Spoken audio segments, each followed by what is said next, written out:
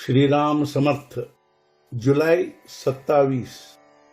हम मांगे केवल श्री राम ही से। हमारे जीवन की प्रत्येक क्रिया श्री राम के लिए हो, हमारा जीना भी उनकी सेवा के लिए हो।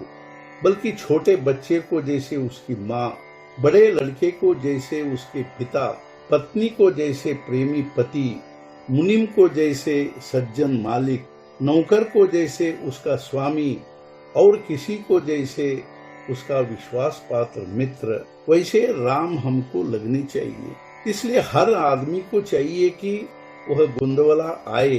सगुणोपासना के बिना सामान्य स्त्री पुरुष की समझ में यह नहीं आएगा कि भगवान के अस्तित्व का सच्चा भान होकर उसके अनुसंधान में जीवन का प्रत्येक क्षण कैसे बिताया जाए।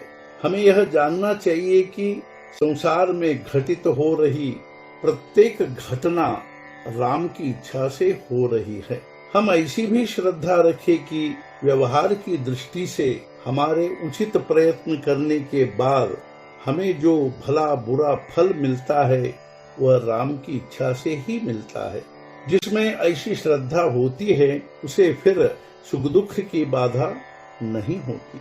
सब कुछ राम करते हैं, सच्चा कर्तृत्व राम का है। यह ठीक ध्यान में लाकर भगवान को कर्तृत्व सौंपे और हम मैं के नाते मिट जाए।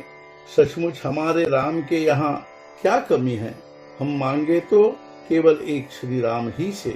वे दे चाहे न दे, जो दे उसमें संतोष माने। किसी और से हम कभी न मांगे, उससे हमारी उपासना में दोष निर्माण होता है, वह घटिया हो जाती है। हाँ, देने वाला अपनी खुशी से दे तो उसे फेंक न दे। मैंने अपने जीवन में नाम से और कोई साधन नहीं किया है। मेरे गुरु ने मुझे नाम ही दिया था, वही नाम मैं सबको दे रहा हूँ। तुम वह नाम लो, श्री राम तुम्हें अवश्य मिलेंगे। मुख से सदा राम राम कहते रहो। मेरा यह अनुभव है कि भगवान के नाम में जीव का कल्याण है, इसलिए उसे अधिकाधिक स्त्री पुरुष लेते रहे। जो भी कार्य करो उसका आधार भगवान की उपासना है, यह ध्यान में रखो। उसका बल कार्य के लिए मिलता है। हमारी गायों की रक्षा और उनकी सेवा भी और किसी के लिए न हो, केवल भगवान के लिए हो। यह भान बना रहे कि हम जो कुछ कर रहे हैं वह सब भगवान के लिए कर रहे हैं। अतः उसका निरंतर नामस्मरण करते रहो। जिस समय समाज के अधिकतर मनुष्य अमर्याद विषयासक्त हो जाते हैं, उस समय समझे कि कलयुग शुरू हुआ है।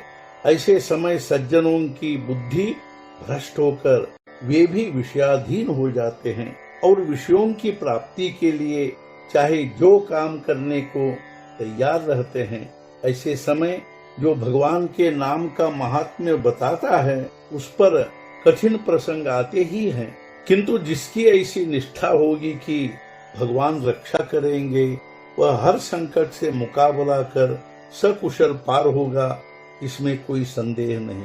इसलिए हर आदमी को नामस्मरण अखंड रूप में करना चाहिए। संसार का शौक छोड़ो और भगवान से प्रेम जोड़ो। आज का मुख्य विचार, जो कहेगा कि राम करता है वह सुखी होगा, और जो कहेगा मैं करता हूँ वह दुखी होगा।